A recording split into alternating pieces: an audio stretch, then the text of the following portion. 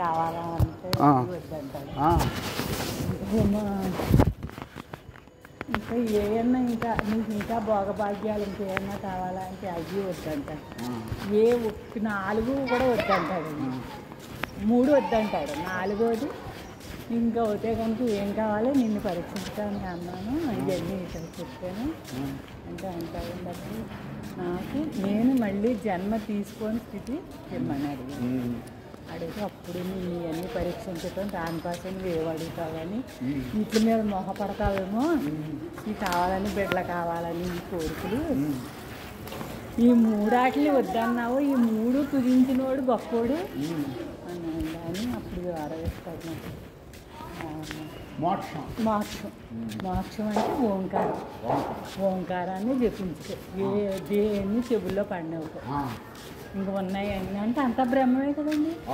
అప్పుడు ఇంకేముంటుంది, మన నిండిపోయి ఉంది కదండి, ఓంకారమే కదండి నిండిపోయింది.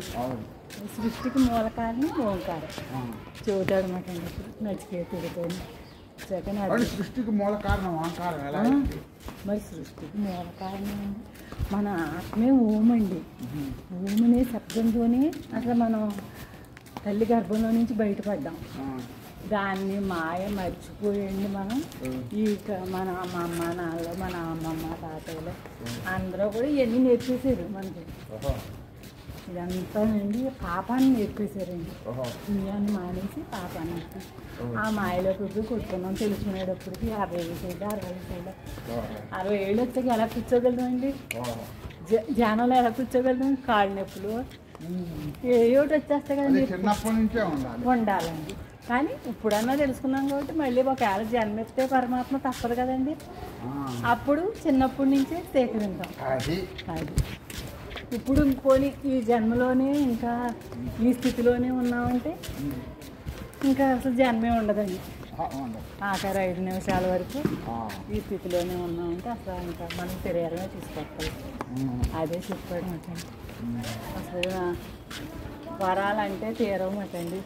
అయ్యే కావాలని కోరుకుంటాం కదండి, భోగభాగ్యాలు, ఇల్లు, వాకల, పిల్లలు. అయ్యో ఎందుకు వచ్చింది ఈ సంత అంతా వేస్టే కదండి. ఈ సంతనంతా ఎగేసాం, ఏం ఉపయోగం లేదండి. ఆ బిడ్డకి ఇది ఉండాలి, ఈ బిడ్డకి అది ఉండాలి, ఏవో కోరేసుకున్నాం. నా దగ్గరికి 2 పుస్తకాలు ఇచ్చాడమ్మా బ్రహ్మం గురించి. ఇంకో పుస్తకం అదే మన రహస్యం, అది సృష్టి రహస్యం. ఆ రహస్యాన్ని వదిలేసి వీరు బ్రహ్మం అయి ఉన్నారంటాడు. వీరు దృష్టి మీద దృష్టి పెట్టమంటాడు. జ్ఞానంట, జ్ఞాన స్వరూపులు అంట మనం. ఆ జ్ఞానంలోనే ఇప్పుడు మనకి ఆ సూర్యుడు కనపడుతున్నాడంటే మన జ్ఞానమేట. మన జ్ఞానంలోనే సూర్యుడు. చూడండి 15 రోజులకి కూడుకుంటాడు చంద్రుడు. ఆ 15 రోజులకి మనం ఆ 15 రోజులు అవగానే 3 రోజులు ధ్యానంలో కూర్చుంటే 4 రోజులు 5 రోజులు కూడా మనం అసలు మనుషుల్లోనే ఉంటాం, ధ్యాన స్థితిలోనే ఉంటాం. మన శ్వాసను మనం అబ్జర్వ్ చేసుకుంటాం. మనం అదో లోకాలు తిరుగుతూ ఉంటాం. పౌర్ణమి రోజు, పౌర్ణానికి 2 రోజుల ముందు వెనక 4-5 రోజులు ఉంటుందండి. అది అమావాస్యకి అలాగే ఉంటుంది. మొత్తం 5 రోజులు ఏముంటుందంటారు? మనం ఇంకా స్థితి, మనం ఈ సంసారం అనే స్థితిని కానివ్వండి, ఈ ప్రజల గురించి కానీ మనకు ఆలోచన లేని స్థితిలో ఉంటాం. అసలు ఆలోచన ఉండదు మనకి. ధ్యానంలోనే నిమగ్నం అయిపోతాం. ఇలా కూర్చోగానే అలా శ్వాసనే అబ్జర్వ్ చేసుకుంటూ కూర్చుంటే అదో లోకాలు చూసి వస్తామండి. మనం ఇప్పుడు నిద్రలోని కళలో ఎన్ని లోకాలు వెళ్తామండి, ఎన్ని ఏలేస్తాం ఒక్కోసారి కళ వస్తేనే. అవన్నీ లేకోకుండా మనం ధ్యానంలో కూర్చుంటే మనం పరమాత్మ ఎక్కడికైనా తీసుకెళ్తాడండి. ఎక్కడ తీసుకెళ్ళి చూపించాలో అన్నీ చూపించాడు మనకి.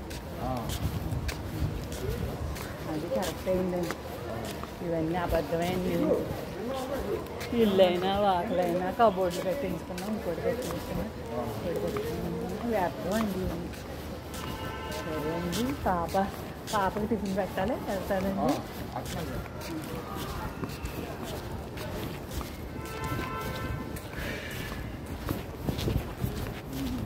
మనం ఏది కోరుకుంటామో అది ఇచ్చే తీస్తాడండి దేవుడు.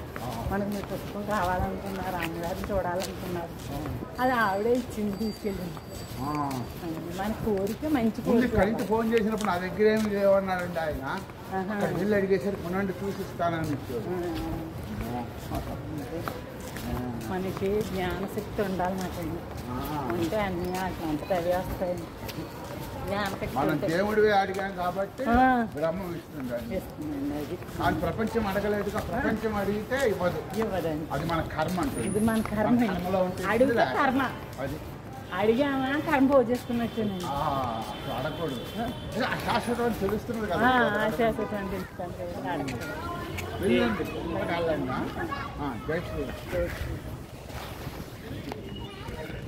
జై శ్రీరామ్.